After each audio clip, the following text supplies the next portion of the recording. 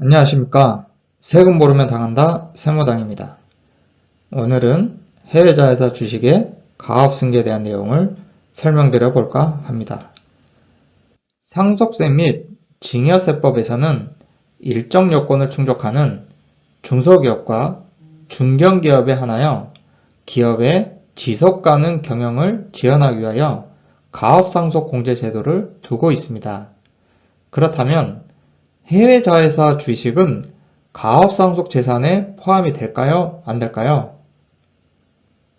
결론부터 말씀드리면 일정 요건을 충족할 경우에 가업상속 재산에 포함이 될 수 있습니다. 해당 요건을 알아보기 전에 가업상속공제 제도에 대해서 간략히 설명드리겠습니다. 가업상속공제는 거주자인 최대 출자자 경영자가 생전에 10년 이상 영유한 중소기업 및 중견기업을 자녀 등에게 정상적으로 승계한 경우에 최소 100억 원에서 최대 500억 원까지 상속공제를 하여 가업승계에 따른 상속세 부담을 크게 경감시켜주는 제도를 말합니다. 가업상속공제를 적용받으면 상속세가 많이 절세되기 때문에 요건 또한 매우 까다롭습니다. 화면 도표에 기재된 요건을 모두 충족해야 하는데요. 예를 들어 중소기업의 경우 피상속인이 회사를 10년 이상 동안 계속해서 경영해야 하고 피상속인을 포함한 최대 주주 등이 10년 이상의 기간 동안 지분율을 50% 이상 유지해야 합니다. 또한 상속인이 만 18세 이상이어야 하고 2년 이상 가업에 종사하고 상속 이후 2년 이내에 대표이사로 취임해야 하는 등 요건을 모두 충족해야 합니다. 해당 요건을 모두 충족하더라도 가업승계 대상 주식가액의 전부를 상속공제 해주는 것은 아닙니다. 세법에서는 총자산가액에서 사업무관 자산가액이 차지하는 비율을 제외한 주식가액을 가업상속공제 대상 금액으로 규정하고 있습니다.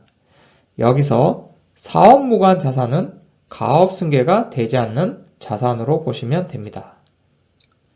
사업무관 자산에는 다음과 같이 규정하고 있으며 해외자회사 주식은 마에 해당된다고 볼 수 있습니다. 여기서 우리가 주의 깊게 봐야 할 내용은 영업활동과 직접 관련이 없는 주식은 사업무관 자산으로 보아 가업상속공제 대상 자산으로 보지 않는다는 점입니다. 그렇다면 영업활동과 직접 관련이 없다는 내용은 어떤 것일까요? 이에 대한 내용은 판례와 조세심판원 사례를 통하여 알 수 있는데요. 요약하면 다음과 같습니다.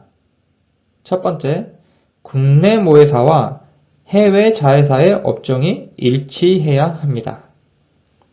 두 번째, 국내 모회사가 해외 자회사 없이는 주된 사업을 영위할 수 없는 경우 영업활동과 직접 관련이 있는 것으로 보고 있습니다. 세 번째, 영업활동과 직접 관련 없이 보유하고 있는 주식은 그 문헌 그대로 영업활동과 직접 관련이 있는지 여부만으로 판단하여야 하고 영업활동의 의미를 지나치게 축소 해석하거나 자의적으로 다른 요건을 부과하여 해석하여서는 아니 된다고 하고 있습니다. 마지막으로 중소기업의 원활한 가업승계 지원이라는 입법 취지를 고려한다면 국내 신축공장과 해외 신축공장의 차별을 두어서는 안 된다고 하고 있습니다. 다시 설명드리면 국내 모회사와 해외 자회사가 업종이 일치하지 않고 해외 자회사 없이도 국내 모회사의 주된 사업을 영속할 수 있다면 영업활동과 직접 관련 없이 보유하고 있는 주식으로 볼 수 있으며 이는 사업무관 자산에 해당되어 가업상속공제가 되는 자산에 포함되지 않는다는 것입니다. 해외 자회사 주식이 사업무관 자산이 되지 않도록 하기 위해서는 가업상속 전에 다음과 같은 내용을 확인해 볼 필요가 있습니다.